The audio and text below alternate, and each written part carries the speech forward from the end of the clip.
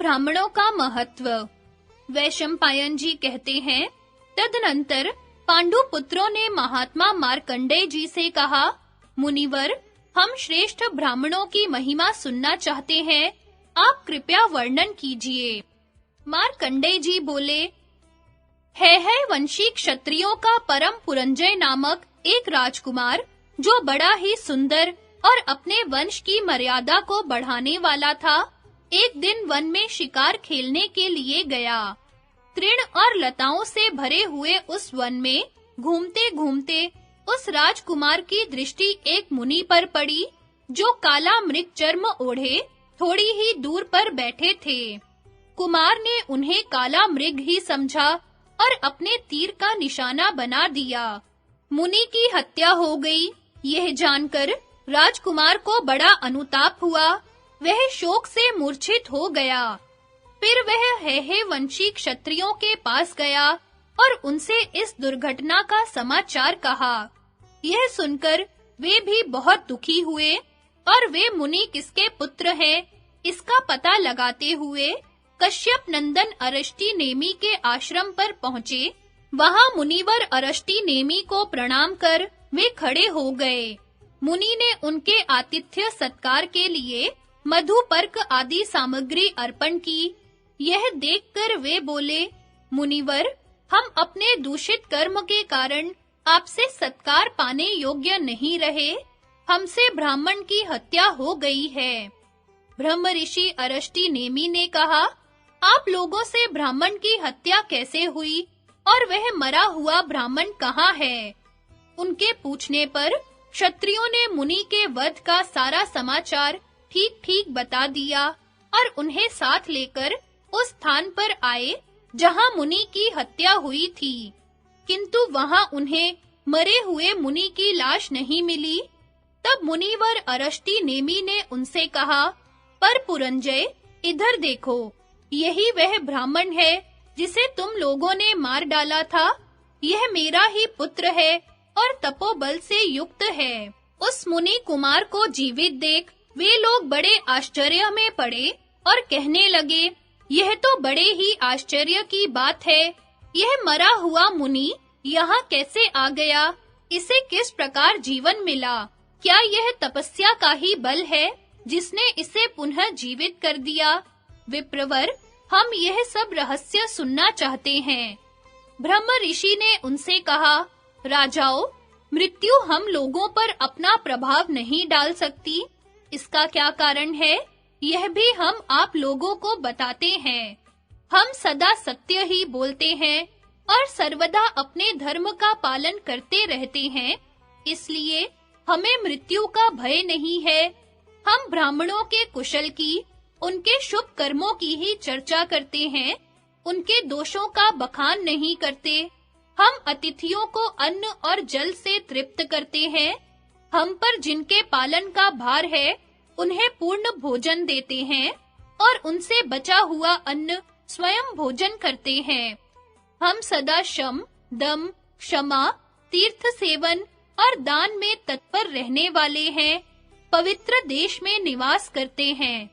इन सब कारणों से भी हमें मृत्यु का भय नहीं है। ये सब बातें मैंने संक्षेप में ही सुनाई है। अब आप जाइए। ब्रह्म हत्या के पाप से इस समय आप लोगों को कोई भय नहीं रहा। यह सुनकर उन है वंशी क्षत्रियों ने एवं अस्तु कहकर मुनिवर अरष्टि नेमि का सम्मान एवं पूजन किया और प्रसन्न होकर अपने देश को चले गए। ताक्षर्य सरस्वती संवाद। मार्कंडेय जी कहते हैं, पांडुनंदन, एक समय मुनिवर ताक्षर्य ने सरस्वती देवी से कुछ प्रश्न किया था। उसके उत्तर में सरस्वती ने जो कुछ कहा वह मैं तुम्हें सुनाता हूँ, ध्यान देकर सुनो। ताक्षर्य ने पूछा, भद्रे, इस संसार में मनुष्य का कल्याण करने वाली वस्तु क्या है?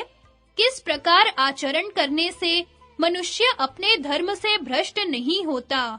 देवी, तुम मुझसे इसका वर्णन करो, मैं तुम्हारी आज्ञा का पालन करूंगा। मुझे दृढ़ विश्वास है, तुमसे उपदेश ग्रहण करके मैं अपने धर्म से गिर नहीं सकता। सरस्वती ने कहा, जो प्रमाद छोड़कर पवित्र भाव से नित्य स्वाध्याय प्रणव मंत्र का जप करता रहता है और जो अर्ची आदि मार्गों से प्राप्त होने योग्य सगुण ब्रह्म को जान लेता है, वही देवलोक से ऊपर ब्रह्मलोक में जाता है और देवताओं के साथ उसका प्रेम संबंध हो जाता है। दान करने वालों को भी उत्तम लोकों की प्राप्ति होती है। वस्त्र दान करने वाला चंद्रलोक में जाता है, सुवर्ण देने वाला देवता होता है। जो अच्छे रंग की हो, सुगमता से दूध दुहवा लेती हो, अच्छे बछड़े देने वाली हो और बंधन तोड़कर भाग जाने वाली ना हो, ऐसी गौ का जो लोग दान करते हैं, वे गौ के शरीर में जितने रोए हो, उतने वर्षों तक परलोक में पुण्य फलों का उपभोग करते हैं।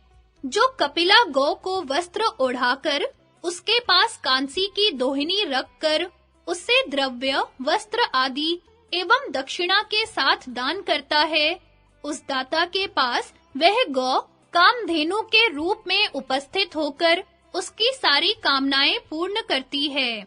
गोदान करने वाला मनुष्य अपने पुत्र, पौत्र आदि 7 पीढ़ियों का नरक से उद्धार करता है।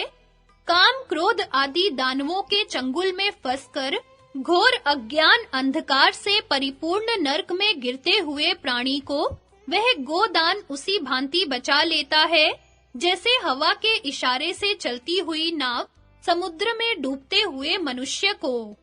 ब्रह्म विवाह की विधि से कन्या दान करने वाला, ब्राह्मण को पृथ्वी देने वाला और शास्त्रीय विधि के अनुसार अन्य वस्तुओं का दान करने वाला मनुष्य इंद्रलोक में जाता है।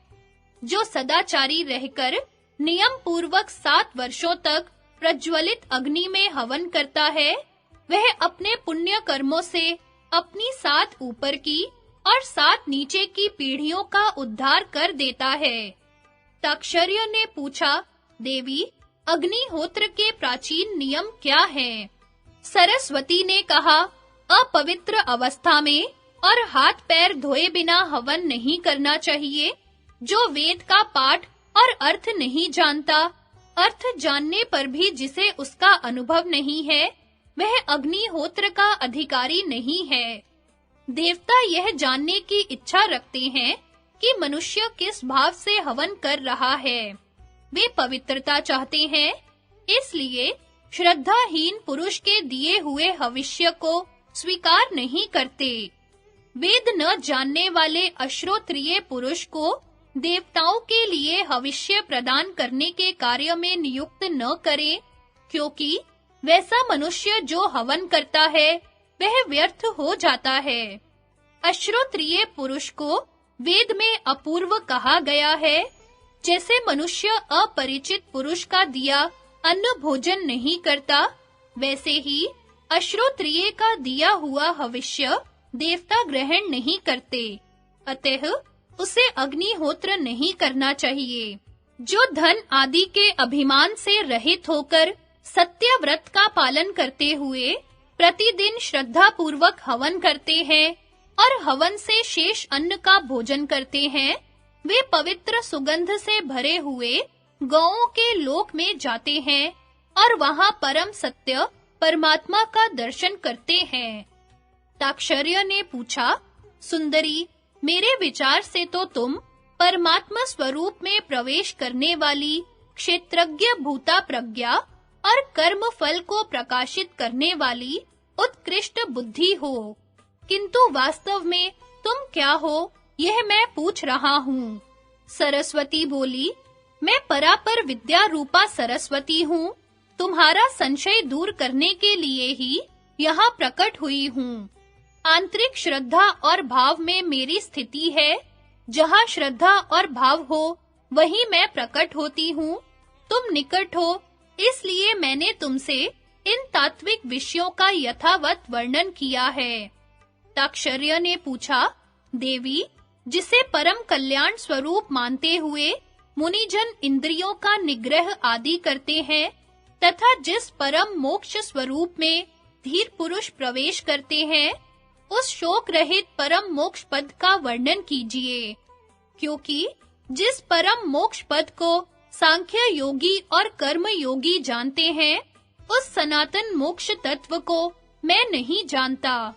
सरस्वती बोली, स्वाध्याय रूप योग में लगे हुए तथा तप को ही धन मानने वाले योगी व्रत, पुण्य और योग के साधनों से जिस परम पद को प्राप्त कर शोक रहित हो मुक्त हो जाते हैं, वही परात्पर सनातन ब्रह्म है।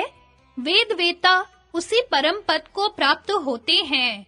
उस परम ब्रह्म में ब्रह्मांड रूपी एक विशाल बेंत का वृक्ष है। वह भोग स्थान रूपी अनंत शाखाओं से युक्त तथा शब्द आदि विषय रूपी पवित्र सुगंध से संपन्न है। उस ब्रह्मांड रूपी वृक्ष का मूल अविद्या है। अविद्या रूपी मूल से भोग वासनामयी निरंतर बहने वाली अनंत नदियां उत्पन्न होती हैं।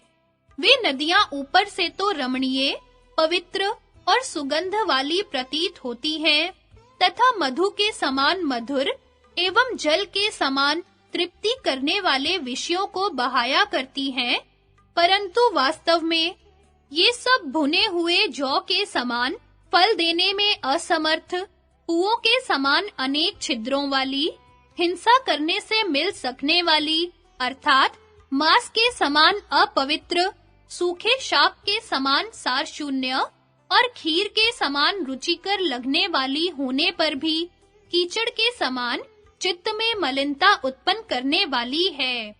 बालू के कणों के समान परस्पर विलग एवं ब्रह्मांड रूपी बेंत के वृक्ष की शाखाओं में बहने वाली है। मुने, इंद्र, अग्नि और पवन आदि देवता मरुदगणों के साथ जिस ब्रह्म को प्राप्त करने के लिए यज्ञों द्वारा जिसका पूजन करते हैं, वह मेरा मनु का चरित्र, महामत्स्य का उपाख्यान। वैशंपायन जी कहते हैं, इसके बाद पांडुनंदन युधिष्ठिर ने मार्कंडेय जी से कहा, अब आप हमें वैवस्वत मनु के चरित्र सुनाइए। मार्कंडेय जी बोले, राजन, विवस्वान के एक प्रतापी पुत्र था, जो प्रजापति के समान कांतिमान और महान ऋषि था। उसने बद्रिका आश्रम में जाकर एक पैर पर खड़े हो, दोनों बाहें ऊपर उठाकर 10,000 वर्ष तक बड़ा भारी तप किया। एक दिन की बात है, मनु चीरणी नदी के तट पर तपस्या कर रहे थे। वहां उनके पास एक मत्स्य आकर बोला, महात्मन, मैं एक छोटी सी मछली हूँ। मुझे यहाँ अपने से बड़ी मछलियों से सदा भय बना रहता है। आप कृपा करके मेरी रक्षा करें। वैवस्वत मनु को उस मत्स्य की बात सुनकर बड़ी दया आई।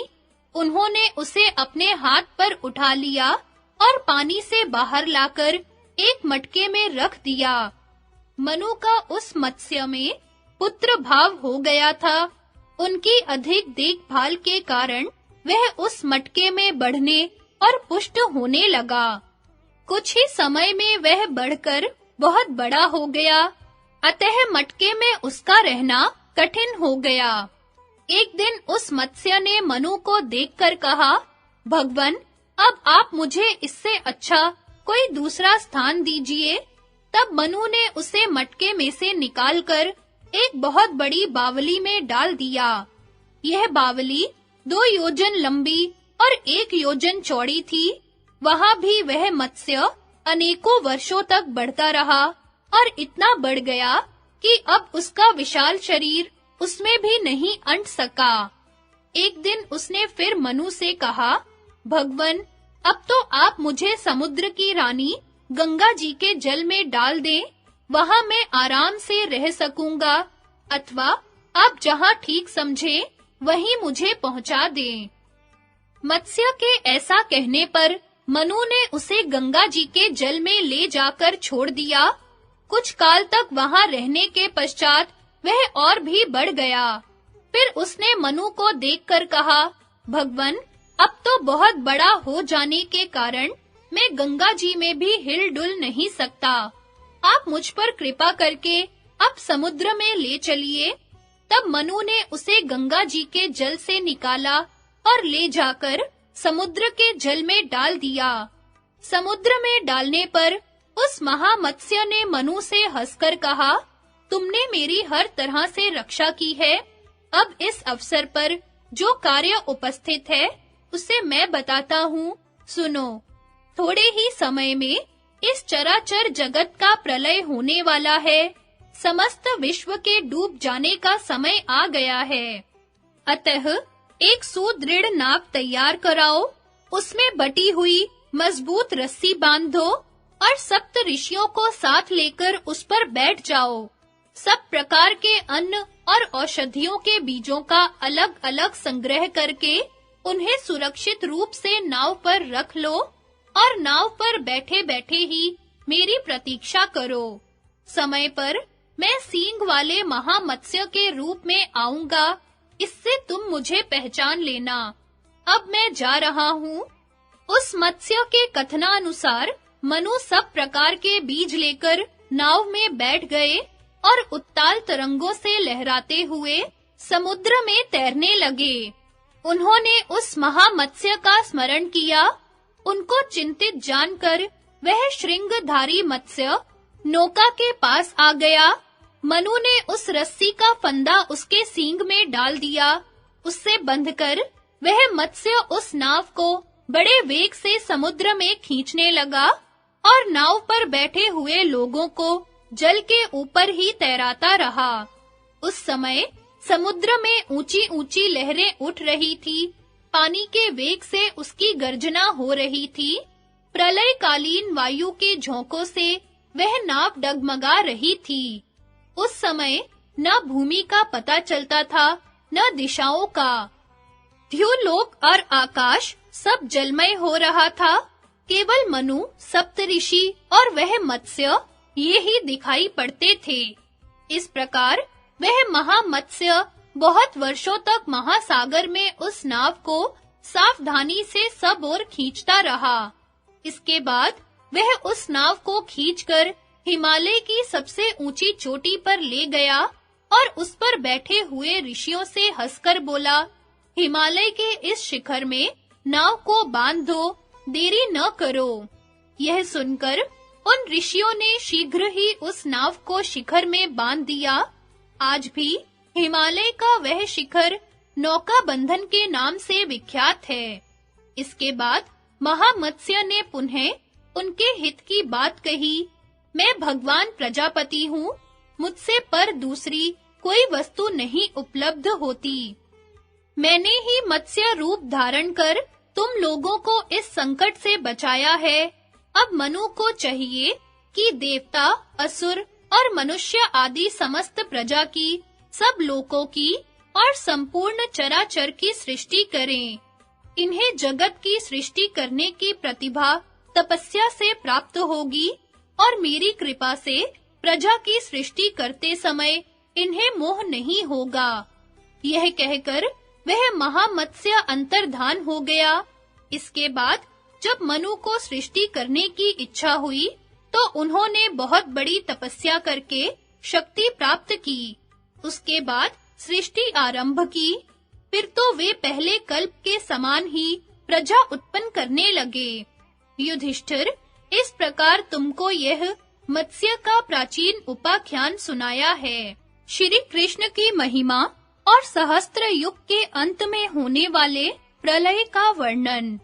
वैशंपायन जी कहते हैं, मत्स्योपाख्यान सुनने के पश्चात युधिष्ठिर ने पुनः मुनिवर मार्कंडेय जी से कहा, महामुने, आपने हजार-हजार युगों के अंतर से होने वाले अनेकों महाप्रलय देखे हैं। इस संसार में आपके समान बड़ी आयु वाला दूसरा कोई दिखाई भी नहीं देता। आप भगवान नारायण के पार्षदों में विख्यात हैं। परलोक में आपकी महिमा का सर्वत्र गान होता है।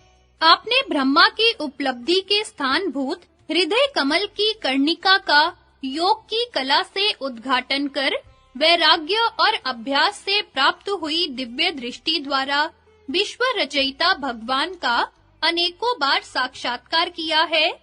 इसलिए सबको मारने वाली मृत्यु और सबके शरीर को क्षीण तथा दुर्बल बनाने वाली वृद्धावस्था आपका स्पर्श नहीं करती। महाप्रलय के समय जब सूर्य, अग्नि, वायु, चंद्रमा, अंतरिक्ष, पृथ्वी आदि में से कोई भी शेष नहीं रहता, सारे लोग जलमग्न हो जाते हैं, स्थावर, जंगम, देवता, असुर, सर्प आदि जातियां नष्ट हो जाती हैं, उस समय पद्म पत्र पर सोने वाले सर्वभूतेश्वर ब्रह्मा जी के पास रहकर केवल आप ही उपासना करते हैं। विप्रवर, यह सारा पूर्वकालीन इतिहास आपका प्रत्यक्ष देखा हुआ है, अनेकों बार अनुभव किया हुआ है। संपूर्ण लोकों में कोई ऐसी वस्तु नहीं है जो आपको ज्ञात न हो, अतः मैं आपसे सारी सृष्टि के कारण से संबंध रखने वाली कथा सुनना चाहता हूँ। मार्कंडेय जी बोले, राजन, मैं स्वयंभू भगवान ब्रह्मा को नमस्कार करके तुम्हें यह कथा सुनाता हूँ। ये जो हम लोगों के पास बैठे हुए पीतांबरधारी जनार्दन है, ये ही इस संसार की सृष्टि और संहार करने वाले हैं। ये ही भगवान समस्त भूतों के अंतर्यामी और उनके रचयिता हैं। ये परम पवित्र, अचिंत्य एवं आश्चर्यमय तत्व है। ये सबके कर्ता हैं, इनका कोई कर्ता नहीं है। पुरुषार्थ की प्राप्ति में भी ये ही कारण है। ये अंतर्यामी रूप से सबको जानते हैं, इन्हें वेद भी नहीं जानते। संपूर्ण जगत का प्रलय हो जाने के पश्चात इन आदि भूत परमेश्वर से ही यह संपूर्ण आश्चर्यमय जगत इंद्रजाल के समान पुनः उत्पन्न हो जाता है। 4000 दिव्य वर्षों का एक सत्य युग बताया गया है, उतने ही 100 वर्ष उसकी संध्या और संध्यांश के होते हैं। इस प्रकार कुल 4800 दिव्य वर्ष सत्य युग के हैं। 3000 दिव्य वर्षों का त्रेता युग होता है तथा 300 दिव्य वर्ष उसकी संध्या और संध्यांश के होते हैं। इस प्रकार यह युग 3600 दिव्य वर्षों का होता है। द्वापर का मान 2000 दिव्य वर्ष है तथा उतने ही 100 दिव्य वर्ष उसकी संध्या और संध्यांश के हैं। अतः सब मिलकर 2400 दिव्य वर्ष द्वापर के हैं। कलियुग का मान है 1000 दिव्य वर्ष, उसकी संध्या और संध्यांश के मान भी 100 दिव्य वर्ष हैं। इस प्रकार कलियुग 1200 दिव्य वर्षों का होता है। कलियुग के क्षीण हो जाने पर पुनः सत्य युग का आरंभ होता है। इस प्रकार 12000 दिव्य वर्षों की एक चतुर्युगी होती है। 1000 चतुर्युग बीतने पर ब्रह्मा का एक दिन होता है। यह सारा जगत ब्रह्मा के दिन भर रहता है। दिन समाप्त होते ही नष्ट हो जाता है। इसी को इस विश्व का प्रलय कहते हैं। सहस्त्र युग की समाप्ति में जब थोड़ा सा ही समय शेष रह जाता है, उस समय कलियुग के अंतिम भाग में प्राय सभी मनुष्य मिथ्यावादी हो जाते हैं। ब्राह्मण शूद्रों के कर्म करते हैं, शूद्र वैश्यों की भांति धन संग्रह करने लगते हैं अथवा क्षत्रियों के कर्मों से जीविका चलाने लगते हैं। ब्राह्मण यज्ञ, स्वाध्याय, दंड और मृगचर्म आदि का त्याग कर देते हैं। भक्ष्य अभक्ष्य का विचार छोड़ सभी कुछ भक्षण करते हैं तथा जप से दूर भागते हैं और शूद्र गायत्री के जप को अपनाते हैं। इस प्रकार जब लोगों के विचार और व्यवहार विपरीत हो जाते हैं, तो प्रलय का पूर्व रूप आरंभ हो जाता है। पृथ्वी पर मलेच्छों का राज्य हो जाता है। महान पापी और असत्यवादी आंध्र, शक, पुलिंद, यवन तथा आभीर जातियों के लोग राजा होते हैं। ब्राह्मण, क्षत्रिय और वैश्य सभी अपने-अपने धर्म त्याग कर दूसरे वर्णों के कर्म करने लगते हैं। सबकी आयु, बल, वीर्य और पराक्रम घट जाते हैं। मनुष्य नाटे कद के होने लगते हैं। उनकी बातचीत में सत्य का अंश बहुत कम होता है। उस समय की स्त्रियां भी नाटे कद वाली और बहुत बच्चे पैदा करने वाली होती हैं। उनमें शील और सदाचार नहीं रह जाता। गांव-गांव में अन्न बिकने लगता है, ब्राह्मण वेद बेचते हैं, स्त्रियां वेश्यावृत्ति करने लगती हैं, गौएं बहुत कम दूध देती हैं, वृक्षों में फूल फल बहुत कम लगते हैं, उन पर अच्छे पक्षियों के बदले अधिकतर कौए ही बसेरा लेते हैं। ब्राह्मण लोग लोभवश पात की राजाओं से भी दक्षिणा लेते हैं, झूठे धर्म का ढोंग रचते हैं, भिक्षा मांगने के बहाने दसों दिशाओं में घूम-घूम कर चोरी करते हैं, गृहस्थ भी अपने ऊपर टैक्स का भार बढ़ जाने से इधर-उधर चोरी करते फिरते हैं। ब्राह्मण मुनियों का वेश बनाकर वैश्यावृत्ति से जीविका चलाते हैं तथा मदिरा पीते और गुरु पत्नी के साथ व्यभिचार करते हैं। जिनसे शरीर में मांस और रक्त बढ़े, उन लौकिक कार्यों को ही करते हैं। दुर्बल होने के भय से व्रत और तपस्या का नाम नहीं लेते। उस समय न तो समय पर वर्षा होती है और न बोए हुए बीज ही ठीक तरह से जमते हैं। लोग बनावटी तौल नाप से व्यापार करते हैं तथा व्यापारी बड़े कपटी होते हैं।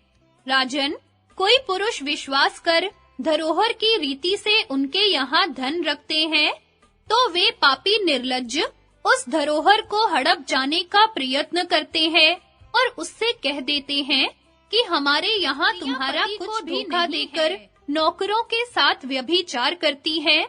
वीर पुरुषों की स्त्रियां भी अपने स्वामी का परित्याग करके दूसरों का आश्रय लेती हैं। इस प्रकार जब सहस्त्र युग पूरे होने को आते हैं, तो बहुत वर्षों तक वृष्टि बंद हो जाती है। इससे थोड़ी शक्ति वाले प्राणी भूख से व्याकुल होकर मर जाते हैं। इसके बाद 7 सूर्यों का बहुत प्रचंड तेज बढ़ता है। वे सातों सूर्य नदी और समुद्र आदि में जो पानी होता है, उसे भी सोख लेते हैं। उस समय जो भी तृण, काष्ठ अथवा सूखे गीले पदार्थ होते हैं, वे सभी भस्मीभूत दिखाई देने लगते हैं। इसके बाद संवर्तक नाम की प्रलयकालीन अग्नि वायु के साथ संपूर्ण लोक में फैल जाती है। पृथ्वी का भेदन कर वह अग्नि रसातल तक में पहुंच जाती है। इससे देवता, दानव और यक्षों को महान भय पैदा हो जाता है। वह नागलोक को जलाकर इस पृथ्वी के नीचे जो कुछ भी है, उस सबको क्षण भर में नष्ट कर देती है। इसके बाद अशुभकारी वायु और वह अग्नि देवता, असुर, गंधर्व, यक्ष, सर्प, राक्षस आदि से युक्त समस्त विश्व को ही जलाकर भस्म कर डालते हैं। फिर आकाश में मेघों की घनघोर घटा घिर आती है, बिजली कौंधने लगती है और भयंकर गर्जना होती है। उस समय इतनी वर्षा होती है कि वह भयानक अग्नि शांत हो जाती है। ये मेघ 12 वर्ष तक वर्षा करते रहते हैं। इससे समुद्र मर्यादा छोड़ देते हैं, पर्वत फट जाते हैं और पृथ्वी जल में डूब जाती है। तत्पश्चात पवन के वेग से आपस में ही टकराकर ये मेघ भी नष्ट हो जाते हैं। इसके बाद ब्रह्मा जी उस प्रचंड पवन को पीकर उस एकार्णव के जल में शयन करते हैं। उस समय देवता, असुर, यक्ष, राक्षस तथा अन्य चराचर जीवों का तो नाश हो जाता है। केवल मैं ही उस एकार्णव में उठती हुई लहरों के थपेड़े खाता हुआ इधर-उधर भटकता फिरता हूँ। मार्कंडेय द्वारा बाल मुकुंद का दर्शन और उनकी महिमा का वर्णन। मार्कंडेय जी कहते हैं, राजा युधिष्ठिर, एक समय की बात है जब मैं एकार्णव के जल में सावधानता पूर्वक बड़ी देर तक तैरता-तैरता बहुत दूर जाकर थक गया, तो विश्राम लेने लायक कोई भी सहारा न रहा। तब किसी समय उस अनंत जल राशि में मैंने एक बड़ा सुंदर और विशाल वट का वृक्ष देखा। उसकी चौड़ी शाखा पर एक नयनाभिराम श्याम सुंदर बालक बैठा था। उसका मुख कमल के समान कोमल और चंद्रमा के समान नेत्रों को आनंद देने वाला था तथा उसकी आंखें खिले हुए कमल के समान विशाल थी। राजन, उसे देखकर मुझे बड़ा आश्चर्य हुआ। सोचने लगा, सारा संसार तो नष्ट हो गया, फिर यह बालक यहाँ कैसे सो रहा है? मैं भूत, भविष्य और वर्तमान तीनों कालों का ज्ञाता हूँ, तो भी अपने तपोबल से भली भांति ध्यान लगाने पर भी उस बालक को न जान सका। तब वह बालक, जिसकी अतसी पुष्प के समान श्याम सुंदर कांति थी और जिसके वक्षः स्थल पर श्रीवत्स शोभा पा रहा था, मेरे कानों में अमृत उड़ेलता हुआ सा बोला, मार्कंडेय, मैं जानता हूँ तुम बहुत थक गए हो और विश्राम लेने की इच्छा करते हो। अतः हे मुने, तुम पर कृपा करके मैं यह निवास दे रहा हूँ। उस बालक के ऐसा कहने पर मुझे अपने दीर्घ जीवन और मनुष्य शरीर पर बड़ा खेद हुआ। इतने में ही बालक ने अपना मुंह फैलाया और देव योग से मैं परवश की भांति उसमें प्रवेश कर गया। सहसा उसके उदर में जा पड़ा। वहां मुझे समस्त राष्ट्रों और नगरों से भरी हुई यह पृथ्वी दिखाई दी। मैंने उसमें गंगा, यमुना, चंद्रभागा, सरस्वती, सिंधु, नर्मदा और कावेरी आदि नदियों को भी देखा तथा रत्नों और जल जंतुओं से भरा हुआ समुद्र, सूर्य और चंद्रमा से शोभायमान आकाश तथा पृथ्वी पर अनेकों वन उपवन भी देखे। वहां मैंने वर्णाश्रम धर्म का यथावत पालन होते देखा। ब्राह्मण लोग अनेकों यज्ञों द्वारा यजन कर रहे थे। क्षत्रिय राजा सब वर्णों की प्रजा का अनुरंजन करते, सबको सुखी और प्रसन्न रखते थे। वैश्य लोग न्याय पूर्वक खेती का काम और व्यापार कर रहे थे और शूद्र तीनों द्विजातियों की सेवा में संलग्न थे। तदनंतर उस महात्मा के उदर में भ्रमण करता हुआ जब आगे बढ़ा, तो हिमवान, हेमकूट, निषद, श्वेतगिरि, गंधमादन, मंदराचल, नीलगिरि, मेरु, विंध्याचल, मलय, पारियात्र आदि जितने भी पर्वत हैं, सब मुझे दिखाई पड़े। वहां इधर-उधर विचरते मैंने इंद्र आदि देवता, रुद्र, आदित्य, वसु, अश्विनी कुमार, गंधर्व, यक्ष, ऋषि तथा दैत्य और दानवों के समूहों को भी देखा। कहाँ तक कहूँ, इस पृथ्वी पर जो कुछ भी चराचर जगत मेरे देखने में आया था, सब उस बालक के उदर में मुझे दिख पड़ा। मैं प्रतिदिन फलाहार करता और घूमता रहता। इस प्रकार 100 वर्ष तक विचरता रहा, किंतु कभी उसके शरीर का अंत न मिला। अंत में मैंने मन वाणी से उस वरदायक दिव्य बालक की ही शरण ली। बस सहसा उसने अपना मुंह खोला और मैं वायु के समान वेग से अकस्मात उसके मुख से बाहर आ गया। देखा तो वह अमित तेजस्वी बालक पहले की ही भांति सारे विश्व को अपने उदर में रखकर उसी वट वृक्ष की शाखा पर विराजमान है। मुझे देखकर उस महाकांति वाले पीतांबरधारी बालक ने प्रसन्न होकर कुछ मुस्कुराते हुए कहा, मार्कंडेय, मैं पूछता हूँ, तुमने मेरे इस शरीर में अब विश्राम तो कर लिया है ना? तुम थके से जान पड़ते हो। उस अतुलित तेजस्वी बालक के असीम प्रभाव को देखकर मैंने उसके लाल-लाल तलुओं और कोमल अंगुलियों से सुशोभित दोनों सुंदर चरणों को मस्तक से छुआकर प्रणाम किया।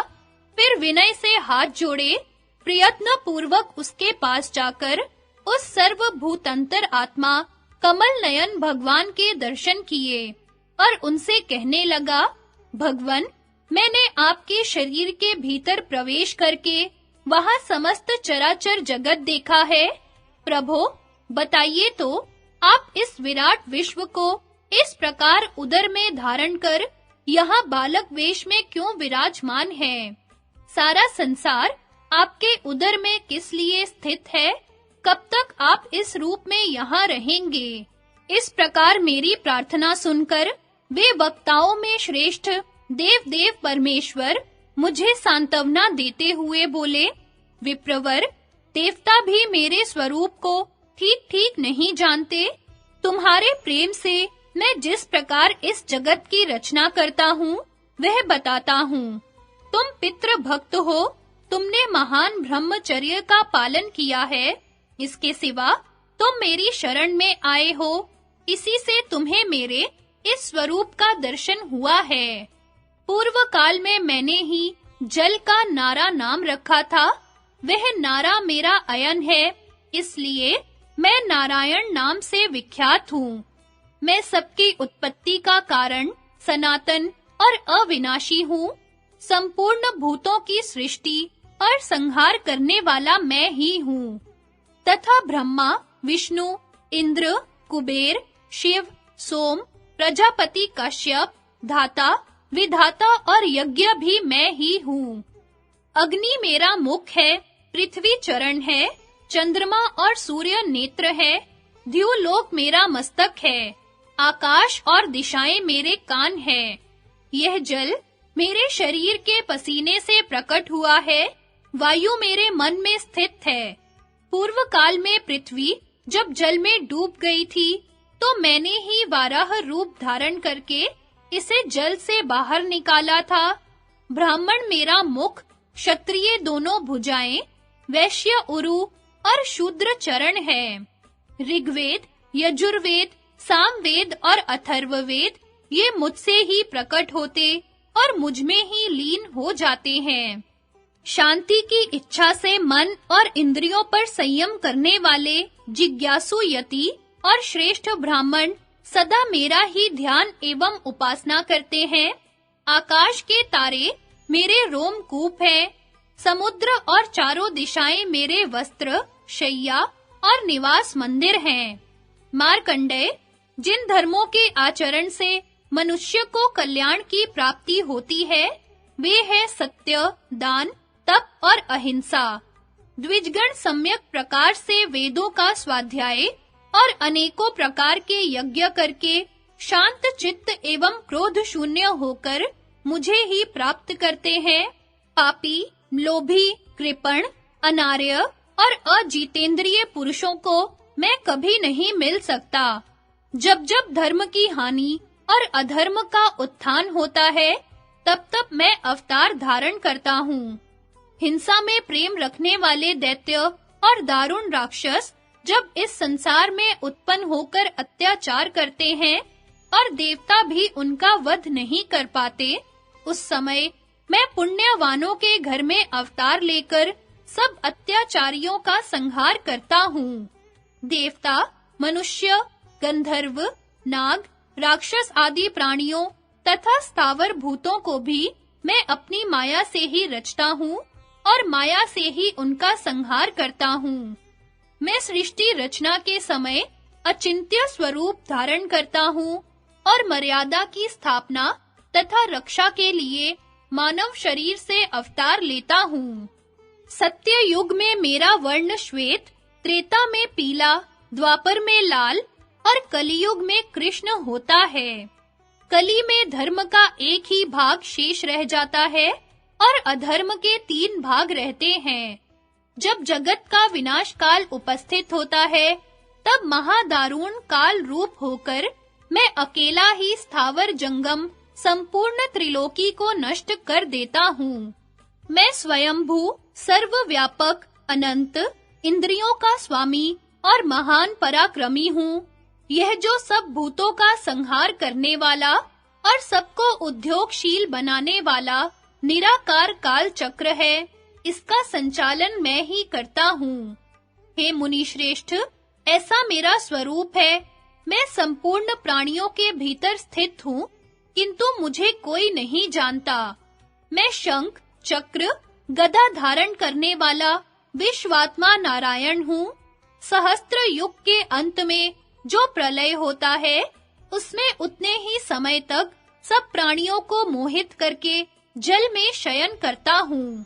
यद्यपि मैं बालक नहीं हूँ, फिर भी जब तक ब्रह्मा नहीं जागता, तब तक बालक रूप धारण करके यहाँ रहता हूँ। विप्रवर, इस प्रकार मैंने तुमसे अपने स्वरूप का उपदेश किया है, जिसको जानना देवता और असुरों के लिए भी कठिन है। जब तक भगवान ब्रह्मा का जागरण न हो, तब तक तुम श्रद्धा और विश्वास पूर्वक सुख से विचरते रहो। ब्रह्मा के जागने पर मैं उनसे एकीभूत होकर आकाश, वायु, तेज, जल और पृथ्वी की तथा अन्य चराचर भूतों की भी सृष्टि कहकर वे परम अद्भुत भगवान बाल मुकुंद अंतर्धान हो गए। इस प्रकार मैंने सहस्त्र युगी के अंत में यह आश्चर्यजनक प्रलय लीला देखी थी। उस समय जिन परमात्मा का मुझे दर्शन हुआ था, ये तुम्हारे संबंधी श्री कृष्ण चंद्र वे ही हैं। इन्हीं के वरदान से मेरी स्मरण शक्ति कभी क्षीण नहीं होती, आयु लंबी हो गई है और मृत्यु मेरे वश में रहती है। ये वृष्णि वंश में उत्पन्न हुए श्री कृष्ण वास्तव में पुराण पुरुष परमात्मा हैं। इनका स्वरूप अचिंत्य है, तो भी ये हमारे सामने लीला करते हुए से दिख रहे हैं। ये ही इस विश्व की सृष्टि, पालन और संहार करने वाले सनातन पुरुष हैं। इनके वक्षः स्थल में श्री वत्स का चिन्ह है। ये गोविंद ही प्रजापतियों के भी पति हैं। इन्हें यहाँ देखकर मुझे इस घटना की स्मृति हो आई है। पांडवों, ये माधव ही सबके पिता माता है। तुम इन्हीं की शरण में जाओ, ये ही सबको शरण देने वाले हैं। वैशंपायन जी कहते हैं, मार्कंडेय मुनि के इस प्रकार कहने पर युधिष्ठिर, भीम, अर्जुन, नकुल, सहदेव और द्रौपदी सबने उठकर भगवान श्री कृष्ण को प्रणाम किया और भगवान ने भी उनका आदर करते हुए आश्वासन दिया। कली धर्म और कल्कि अवतार। युधिष्ठिर ने उपर्युक्त कथा सुनकर उन्हें मार्कंडेय जी से कहा, भार्गव, आपसे मैंने उत्पत्ति और प्रलय की आश्चर्यमयी कथा सुनी। अब मुझे कलयुग के विषय में सुनने का कौतूहल हो रहा है। कली में जब संपूर्ण धर्मों का उच्छेद हो जाएगा, उसके बाद क्या होगा? कलयुग में मनुष्यों के पराक्रम कैसे होंगे? उनके आहार विहार का स्वरूप क्या होगा? लोगों की आयु कितनी होगी? पहनावे कैसे होंगे? कलयुग के किस सीमा तक पहुंचने पर पुनः सत्य युग आरंभ हो जाएगा? मुनिवर, इन सब बातों को आप विस्तार के साथ बताइए, क्योंकि आपके कहने का ढंग बड़ा ही विचित्र है। युधिष्ठिर के इस प्रकार पूछने पर मार्कंडेय जी श्री कृष्ण और पांडवों से पुनः कहने लगे, राजन, कली काल आने पर इस जगत का भविष्य कैसा होगा? इस विषय में मैंने जैसा सुना और अनुभव किया है, वह सब तुम्हें बताता हूँ, ध्यान देकर सुनो। सत्य युग में धर्म अपने संपूर्ण रूप में प्रतिष्ठित होता है। उसमें छल, कपट या दंभ नहीं होता। उस समय उस धर्म रूपी वृषभ के चारों चरण मौजूद रहते हैं। त्रेता युग में एक अंश में अधर्म अपना पैर जमा लेता है। इससे धर्म का एक पैर क्षीण हो जाता है। फिर 3 ही पैरों से वह स्थित रहता है। द्वापर में धर्म आधा ही रह जाता है, आधे में अधर्म आकर मिल जाता है। फिर तमोमय कलयुग के आने पर 3 अंशों से इस जगत पर अधर्म का आक्रमण होता है। चौथाई अंश में ही धर्म रह जाता है।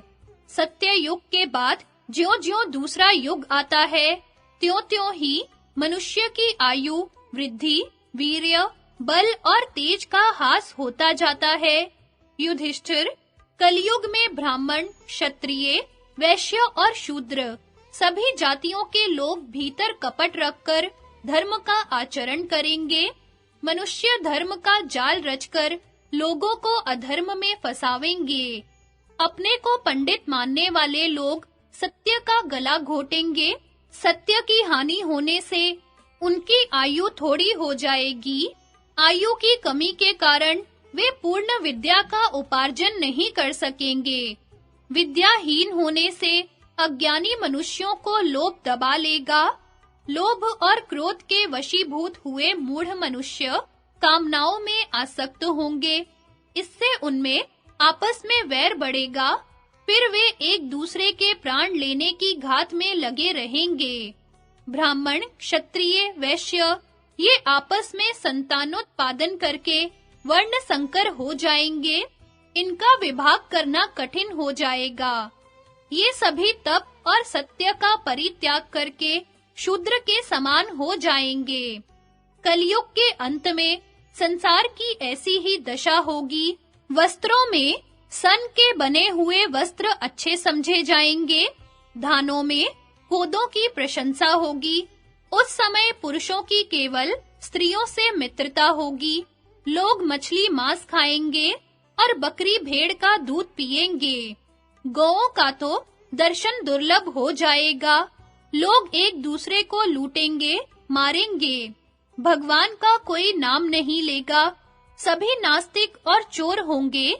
पशुओं के अभाव में खेती-बाड़ी सब चौपट हो जाएगी। लोग कुदाल से खोदकर नदियों के तट पर अनाज बोएंगे। उनमें भी फल बहुत कम मिलेगा। ब्राह्मण लोग व्रत नियमों का पालन तो करेंगे नहीं, उल्टे वेदों की निंदा करने लगेंगे। शुष्क तर्कवाद से मोहित होकर वे यज्ञ होम सब कुछ छोड़ देंगे। लोग गायों और 1 साल के बछड़ों के कंधों पर जुआ रखकर हल में जोतेंगे और सब लोग अहम ब्रह्मस्मि कहकर बड़ी बकवाद करेंगे। तथापि जगत में कोई भी उनकी निंदा नहीं करेगा। सारा जगत मलेच्छवत व्यवहार करेगा। सत्कर्म और यज्ञ आदि का भी कोई नाम न लेगा। समस्त विश्व आनंदहीन, उत्सव शून्य हो जाएगा। लोग प्राय दीनों, असहायों और विधवाओं का धन हर लेंगे। क्षत्रिय लोग तो जगत के लिए कांटा बन जाएंगे। मान और अहंकार में चूर रहेंगे। प्रजा की रक्षा तो करेंगे नहीं। उनसे रुपए ऐंठने के लिए लोभ अधिक रखेंगे। राजा कहलाने वाले लोगों को सिर्फ प्रजा को दंड देने का शौक होगा। लोग इतने निर्दयी हो जाएंगे कि सज्जन पुरुषों पर भी आक्रमण करके उनके धन और स्त्री का बलात् से उपभोग करेंगे। उन्हें रोते बिलखते देखकर भी दया नहीं आएगी। न तो कोई किसी से कन्या की याचना करेगा और न कोई कन्या दान ही करेंगे। कलयुग के वर कन्या अपने आप ही स्वयंवर कर लेंगे। उस समय के मूर्ख और असंतोषी राजा सब तरह के उपायों से दूसरों के धन का अपहरण करेंगे। हाथ को लूटेगा। अपने सगे संबंधी ही संपत्ति को हरण करने वाले हो जाएंगे। ब्राह्मण, क्षत्रिय और वैश्यों का नाम भी नहीं रह जाएगा। सब एक जाति के हो जाएंगे। भक्ष्य अभक्ष्य का विचार छोड़कर सब लोग एक सा ही आहार करेंगे। स्त्री और पुरुष सब स्वेच्छाचारी होंगे। वे एक दूसरे के कार्य और विचार को सहन नहीं कर सकेंगे। श्राद्ध और तर्पण उठ जाएगा। न कोई किसी का उपदेश सुनेगा और न कोई किसी का गुरु होगा। सब अज्ञान में डूबे रहेंगे। उस समय मनुष्य की अधिक से अधिक आयु 16 वर्ष की होगी। 5-6 वर्ष की उम्र में ही कन्याएं गर्भवती होकर संतान उत्पन्न करेंगी। 7-8 वर्ष की उम्र वाले पुरुष स्त्री समागम करके संतानोत्पादन करेंगे। अपने पति से स्त्री और अपनी स्त्री से पति संतुष्ट न होंगे। दोनों ही अतृप्त रहकर पर पुरुष और पर स्त्री का सेवन करेंगे। व्यापार में क्रय विक्रय के समय लोभ के कारण सभी सबको ठगेंगे। क्रिया के तत्व को न जानकर भी उसे करने में प्रवृत्त होंगे। सभी स्वभावतः क्रूर और एक दूसरे पर अभियोग लगाने वाले होंगे। लोग बगीचे और वृक्ष कटवा डालेंगे। इसके लिए उनके हृदय में तनिक भी पीड़ा न होगी। प्रत्येक मनुष्य के जीवन पर भी संदेह हो जाएगा। लोभी मनुष्य ब्राह्मणों की हत्या करके उनका धन छीनकर भोगेंगे। शूद्रों से पीड़ित हुए द्विज भय से हाहाकार करने लगेंगे। सताए हुए ब्राह्मण नदी और पर्वतों का आश्रय लेंगे। दुष्ट राजाओं के कारण प्रजा सर्वदा टैक्स के भारी भार से दबी रहेगी। शूद्र धर्म का उपदेश करेंगे और ब्राह्मण उनकी सेवा में रहेंगे। समस्त लोक का व्यवहार विपरीत और उलट-पलट हो जाएगा। लोग हड्डी जड़ी हुई दीवारों की पूजा करेंगे, देव मूर्तियों की नहीं। उस समय के शूद्र द्विजातियों की सेवा नहीं करेंगे। महर्षियों के आश्रम, ब्राह्मणों के घर, देवस्थान, धर्म सभा आदि सभी स्थानों की भूमि हड्डियों से जुड़ी हुई होगी। देव मंदिर कहीं नहीं होंगे। यही सब युगांत की पहचान है। जिस समय अधिकांश मनुष्य धर्महीन, मांसभोजी और शराब पीने वाले होंगे, उसी समय इस युग का अंत होगा। उस समय बिना समय की वर्षा होगी। शिष्य गुरुओं का अपमान करेंगे, सदा उनका अहित करेंगे। आचार्य धनहीन होंगे, उन्हें शिष्यों की फटकार सुननी पड़ेगी। धन के लालच से ही मित्र और संबंधी अपने निकट रहेंगे। युगांत आने पर समस्त प्राणियों का अभाव हो जाएगा। सारी दिशाएं प्रज्वलित हो उठेंगी, तारों की चमक जाती रहेगी, नक्षत्र और ग्रहों की गति विपरीत हो जाएगी। लोगों को व्याकुल करने वाली प्रचंड आंधियां उठेंगी। महान भय की सूचना देने वाले उल्कापात अनेकों बार होंगे।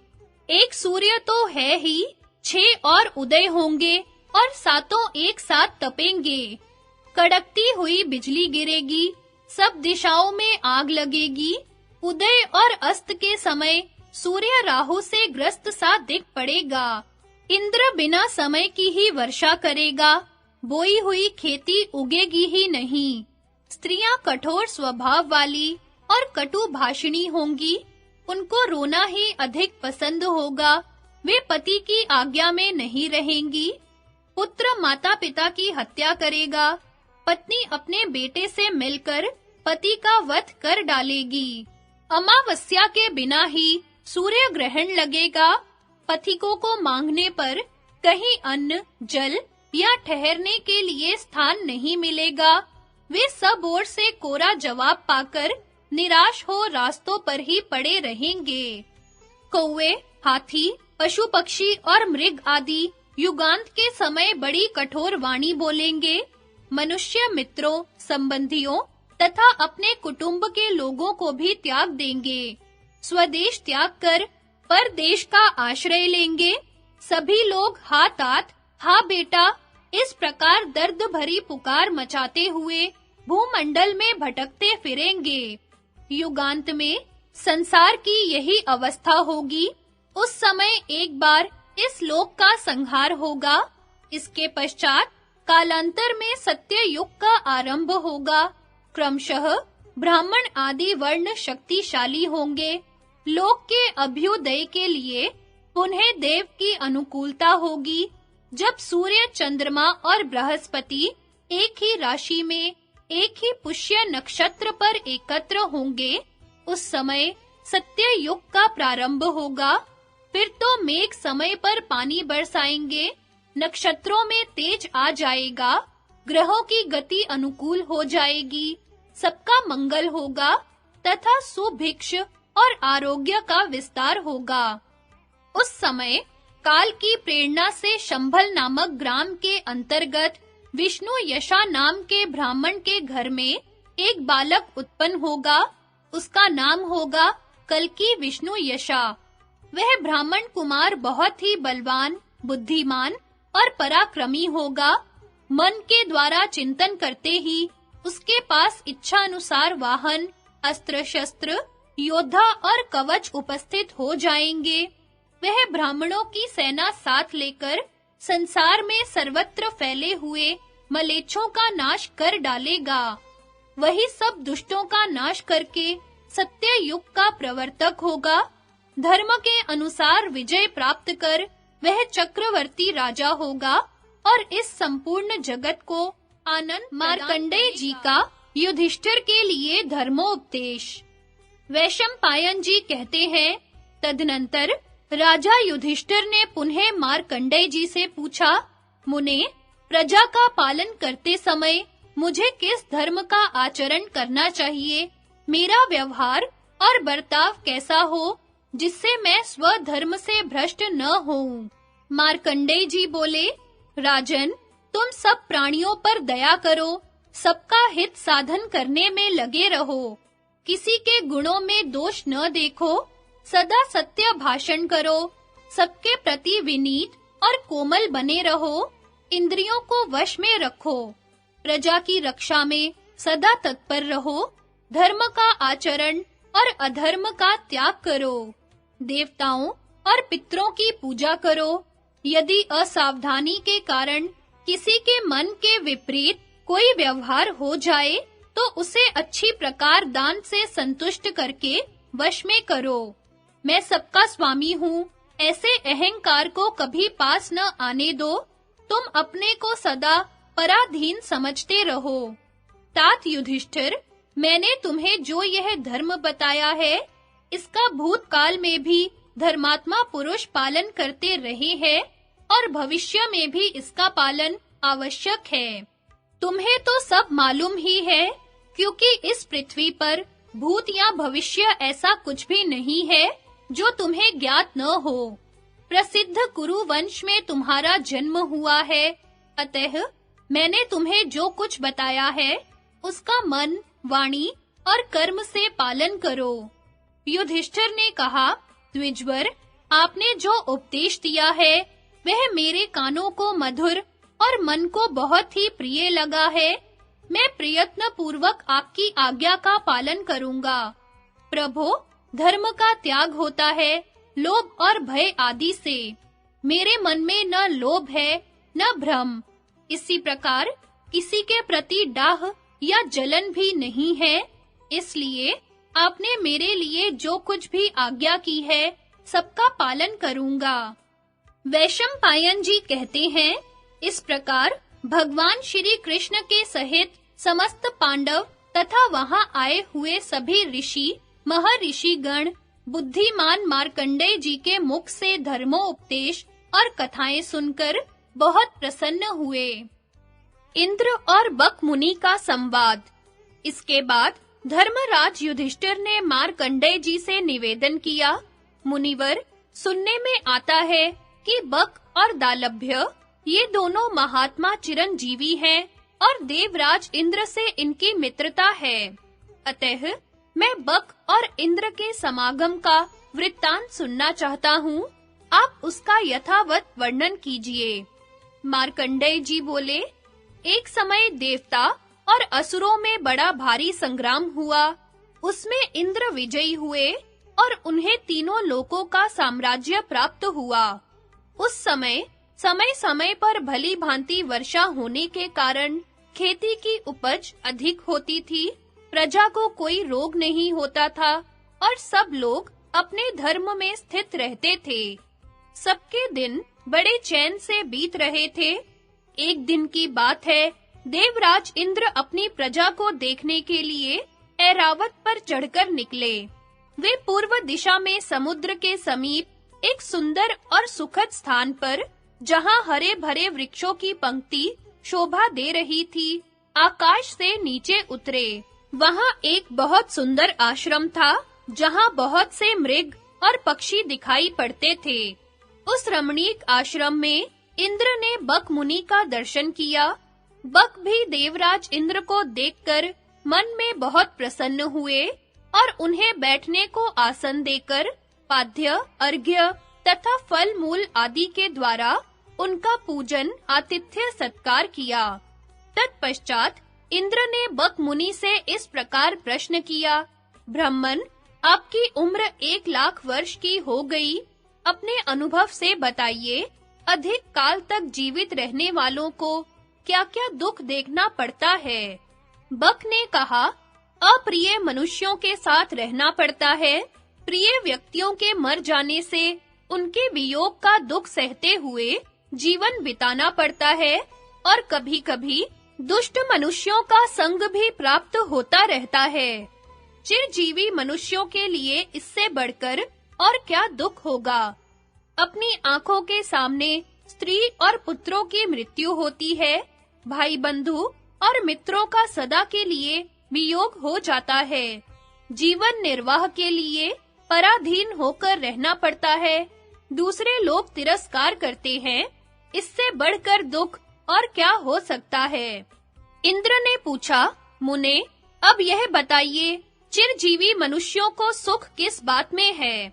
बक ने कहा, जो अपने परिश्रम से उपार्जन करके घर में केवल साग बनाकर खाता है, मगर दूसरे के अधीन नहीं है, उसे सुख है।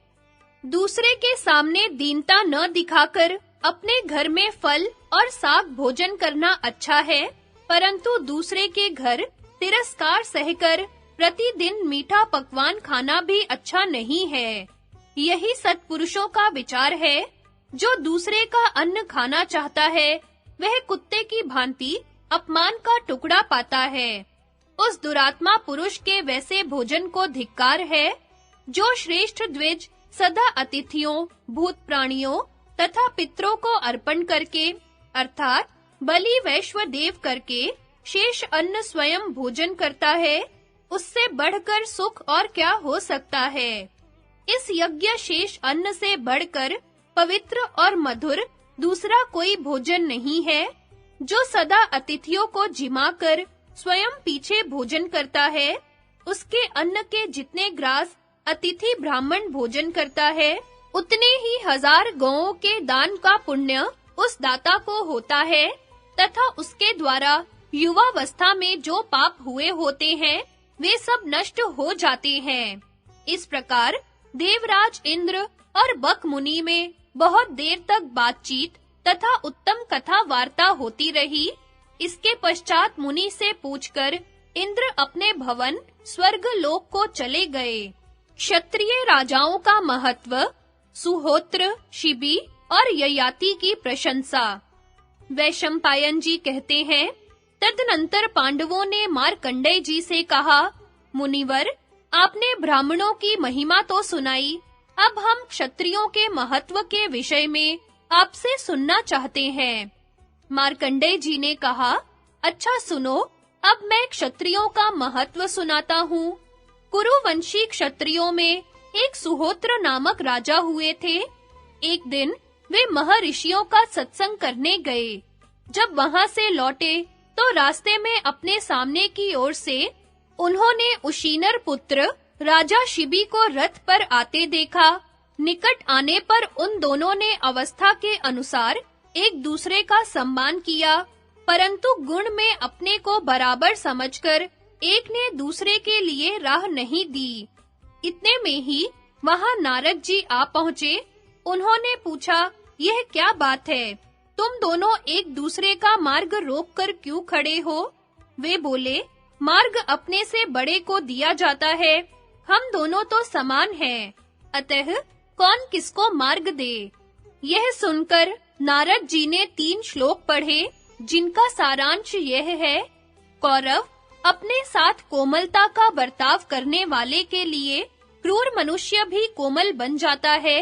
क्रूरता तो वह क्रूरों के प्रति ही दिखाता है, परंतु साधु पुरुष दुष्टों के साथ भी साधुता का ही बर्ताव करता है। फिर वह सज्जनों के साथ साधुता का बर्ताव कैसे नहीं करेगा? अपने ऊपर एक बार किए हुए उपकार का बदला मनुष्य भी 100 गुना करके चुका सकता है। देवताओं में ही यह उपकार का भाव होता है, ऐसा कोई नियम नहीं है। इस उशीनर कुमार राजा शिबी का व्यवहार तुमसे अधिक अच्छा है। नीच प्रकृति वाले मनुष्य को दान देकर वश में करे, झूठे को सत्य भाषण से जीते, क्रूर को क्षमा से और दुष्ट को अच्छे व्यवहार से अपने वश में करे। अतः तुम दोनों ही उदार हो। अब तुम में से एक जो अधिक उदार हो, वह मार्ग छोड़ दे। ऐसा कहकर नारद जी मौन हो गए। यह सुनकर कुरुवंशी राजा सुहोत्र शिबी को अपनी दाईं ओर करके उनकी प्रशंसा करते हुए चले गए। इस प्रकार नारद जी ने राजा शिबी का महत्व अपने मुख से कहा है। अब एक दूसरे क्षत्रिय राजा का महत्व सुनो। नहुष के पुत्र राजा ययाति जब राज सिंहासन पर विराजमान थे, उन्हीं दिनों एक ब्राह्मण गुरु दक्षिणा देने के लिए भिक्षा मांगने की इच्छा से उनके पास आकर बोला, राजन, मैं गुरु को दक्षिणा देने के लिए प्रतिज्ञा करके आया हूँ, भिक्षा चाहता हूँ। संसार में अधिकांश मनुष्य मांगने वालों से द्वेष करते हैं, अतः तुमसे पूछता हूँ कि क्या तुम मेरी अभीष्ट वस्तु दे सकोगे? राजा बोले, मैं दान देकर उसका बखान नहीं करता, जो वस्तु देने योग्य है उसको देकर अपना मुख उज्जवल करता हूँ। मैं तुम्हें 1000 लाल रंग की गौएं देता हूँ, क्योंकि न्याय युक्त याचना करने वाला ब्राह्मण मुझे बहुत प्रिय है। याचना करने वाले पर मुझे क्रोध नहीं होता और कोई धन दान में देकर मैं उसके लिए कभी पश्चाताप भी नहीं करता।